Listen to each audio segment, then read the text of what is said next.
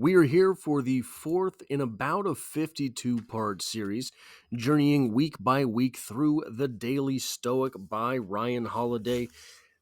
Today, I am going to present 2 days which are actually kissing pages here in this book, January 20th and January 21st, but I'm going to present them together because I think that there is so much to do between these 2 days that there is maybe, I dare say, a lost opportunity from Ryan Holiday here to really emphasize what it means to start over, to really break down what it actually is to begin a day, and how those two things are sometimes the same thing, whether they're at the beginning of the day or not. So I will read first the 20th and then the 21st. Reignite your thoughts. This is January 20th with the quote from Marcus Aurelius: "Your principles can't be extinguished unless you snuff out the thoughts that feed them. For it's continually in your power to reignite new ones. It's possible to start living again. See things anew as you once did. That is how to restart life." This comes, of course, from Meditations by Marcus Aurelius, and the entry here from Ryan Holiday reads as such: "Have you had a bad couple of weeks? Have you been drifting away from the principles and beliefs that you hold dear? It's perfectly fine. It happens to all of us. In fact, it probably happened to Marcus. That may be why he scribbled this note to himself. Perhaps he'd been dealing with difficult senators or having difficulties with his troubled son, Joaquin Phoenix. Perhaps in these scenarios he'd lost his temper, became depressed, or stopped checking in with himself. Who wouldn't? But the reminder here is that no matter what happens, no matter how disappointing our behavior has been in the past, the principles themselves remain unchanged. We can return and embrace them at any moment. What happened yesterday, what happened 5 minutes ago, is the past. We can reignite and restart whenever we like. Why not do it right now?" The kissing page to this, January 21st, a morning ritual. The quote here comes from Epictetus. Ask yourself the following first thing in the morning: what am I lacking in attaining freedom from passion? What for tranquility? What am I? A mere body, a stateholder, or reputation? None of these things. What, then? A rational being. What, then, is demanded of me? Meditate on your actions. How did I steer away from serenity? What did I do that was unfriendly, unsocial, or uncaring? What did I fail to do in all these things? This comes to us from Discourses by Epictetus, and the entry from Ryan Holiday reads as such: Many successful people have a morning ritual. For some, it's meditation. For others, it's exercise.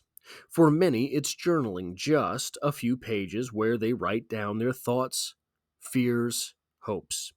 In these cases, the point is not so much the activity itself as it is the ritualized reflection.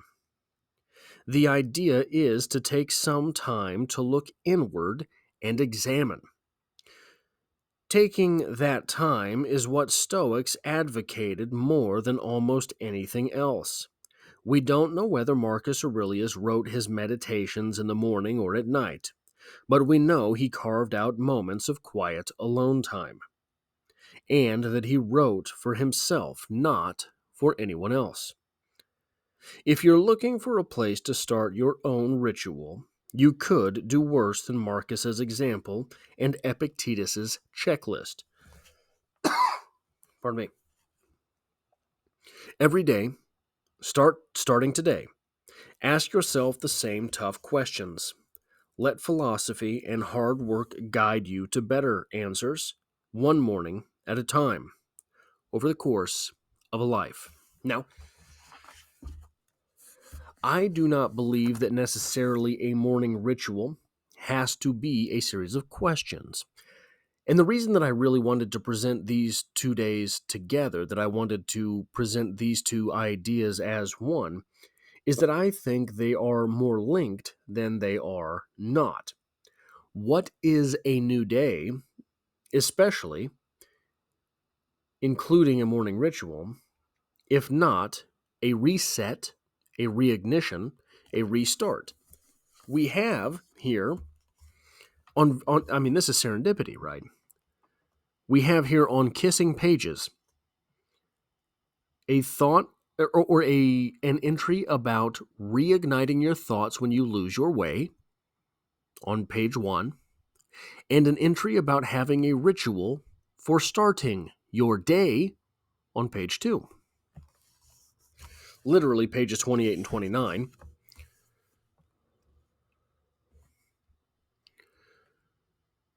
What is a new day if not a new start?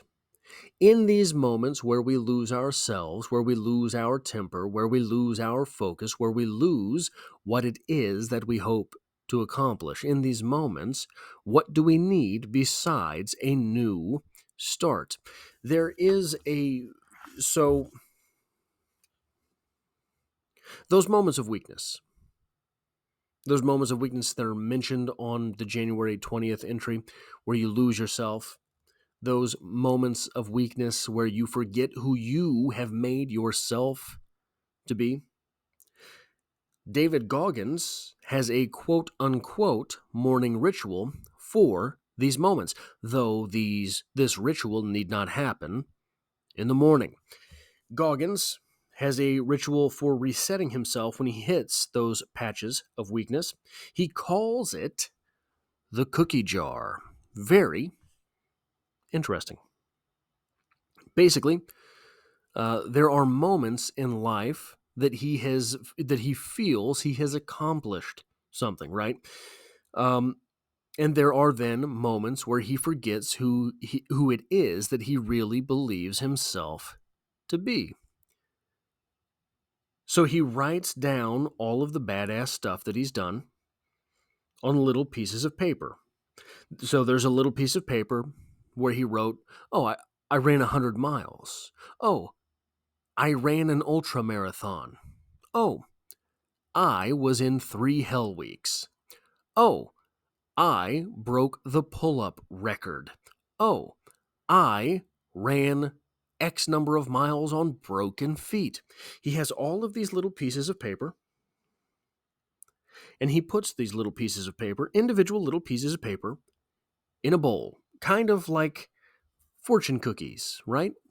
But instead of the fortune on the fortune cookie paper, it's all the badass stuff you've done. And when he doesn't feel like doing what it is that he knows he needs to do to be the David Goggins that he has set himself up to be, he wakes up, one of his goals for the day is to run 20 miles. He doesn't feel like running 20 miles. He goes over to the bowl in which he has all of these little pieces of paper, the cookie jar. He plunges his hand in. He yoinks out one of his accomplishments. He reads it and realizes, oh, I was in Hell Week 3 times. I can run 20 miles today. It is a morning ritual type idea. What is it to run 20 miles when it's 84 degrees outside when I did Hell Week 3 times? Not me, I didn't do that.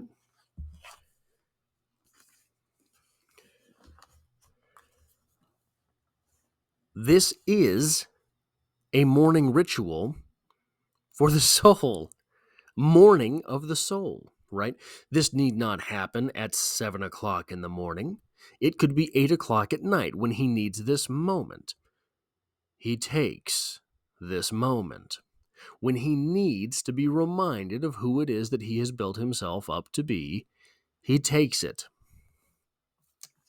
It's an interesting strategy. There are all sorts of people who have all sorts of strategies in those moments. It doesn't have to be this one, but I think this is a pretty effective one, right?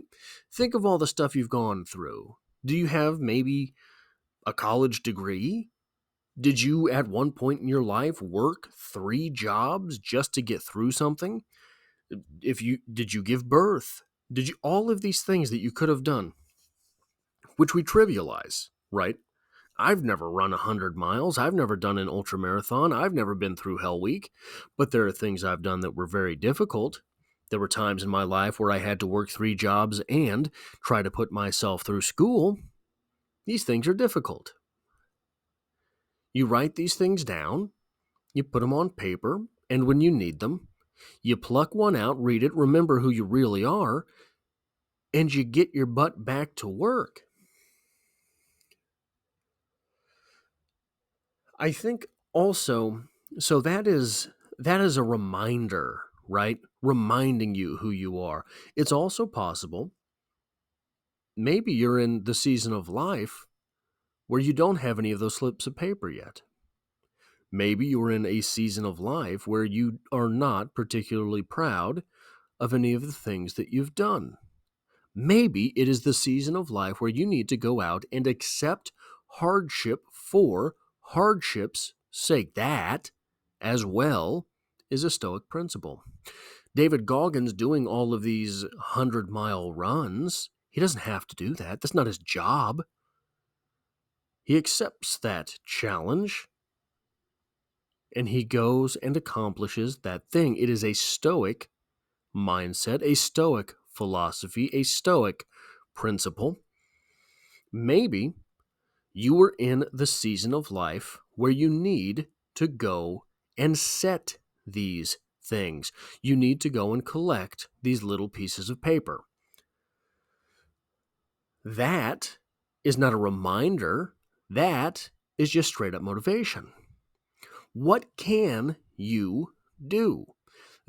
So 2 years ago, one of the things that really helped me was I walked at least a mile every day for 100 consecutive days. Didn't matter if it was raining, didn't matter when it was snowing.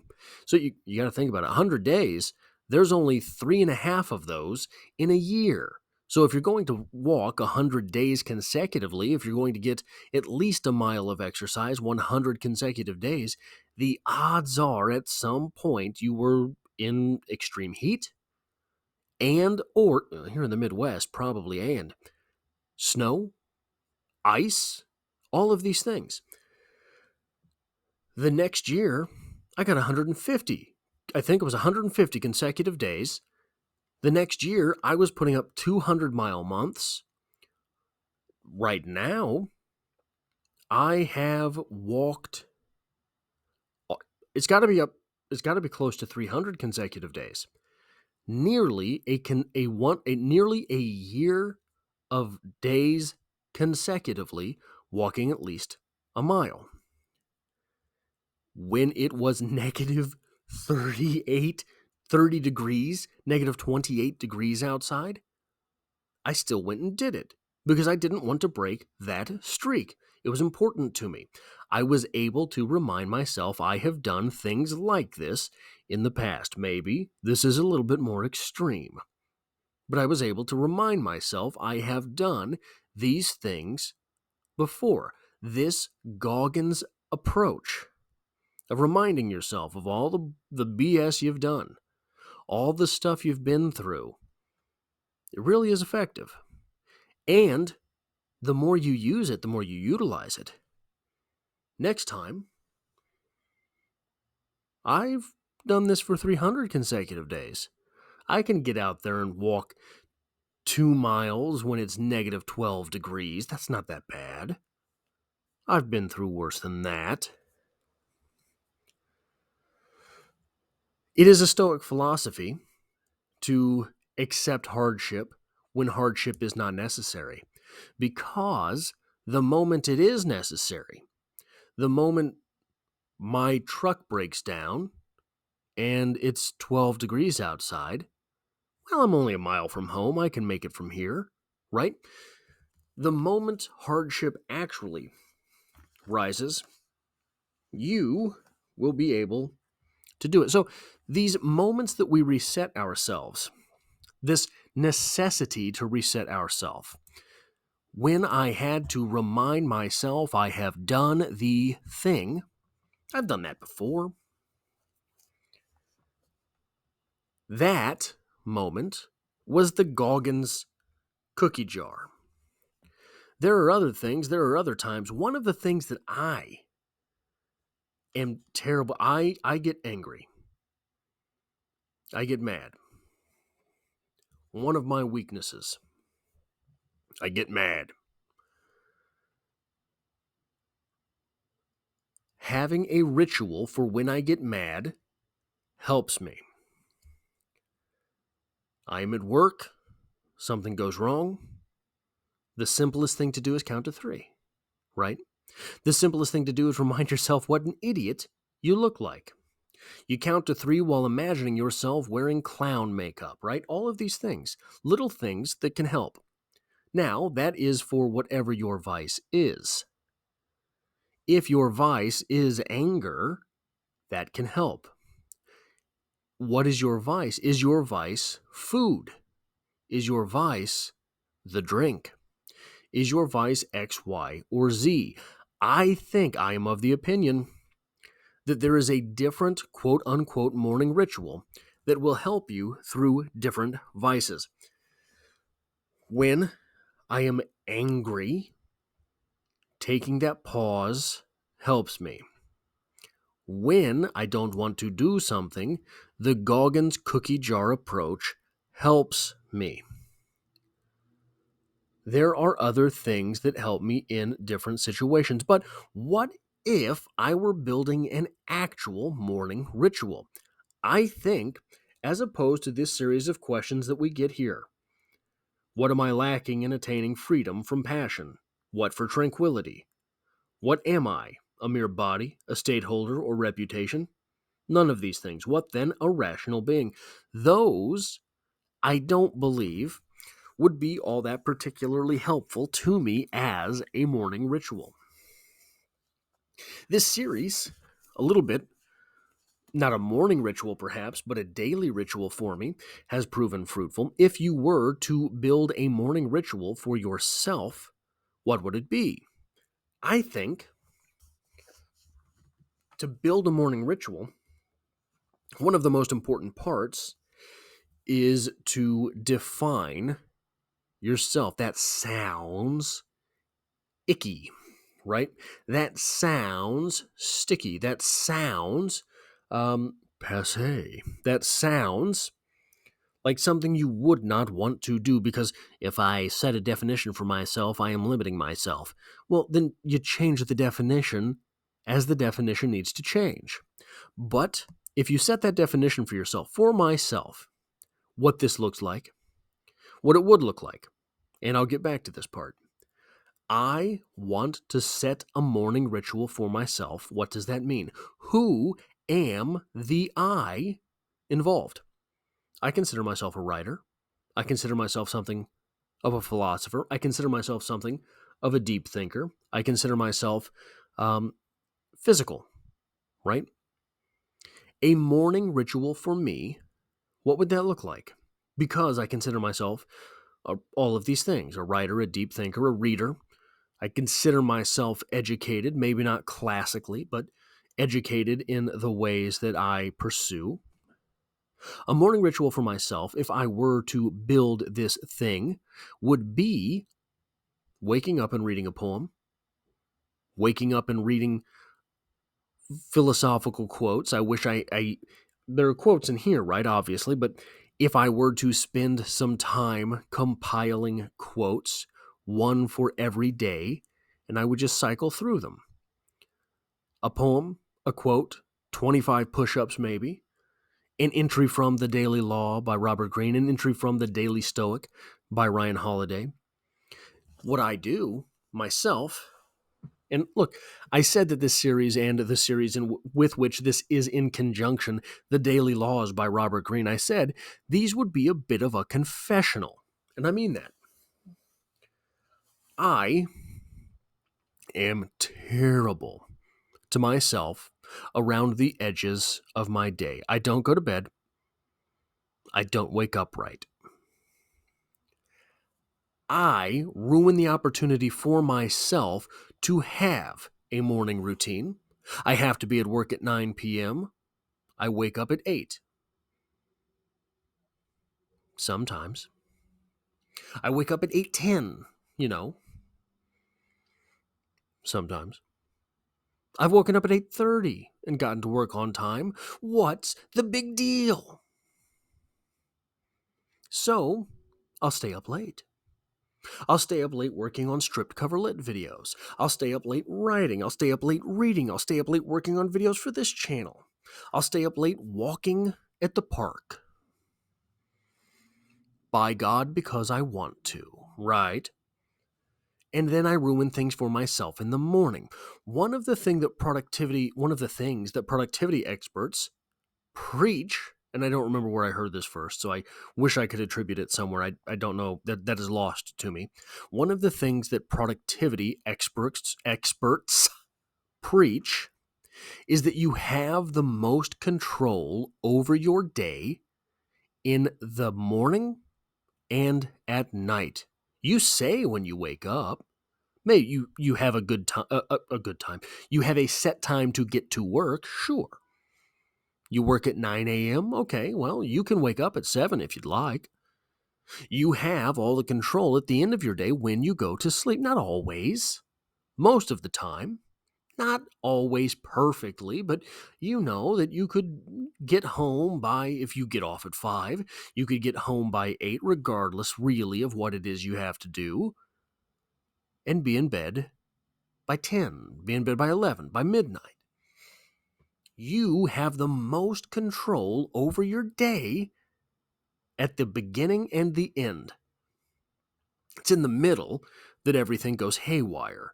It's in the middle that maybe you have to end up staying late at work. It's in the middle that maybe driving home takes longer because there was a wreck on the highway. It's in the middle that you get stuck in line at the pharmacy or McDonald's or wherever it is that you had happened to go that day.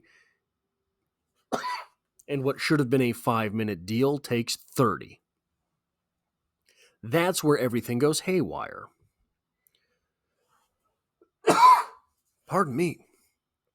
So it is at the beginning and the end that you have the most control over your day. That should be when you work on yourself. That should be when you work on your goals, your dreams, your passions, your desires. The beginning and end of the day. And it's easier said than done, right? That's all I have.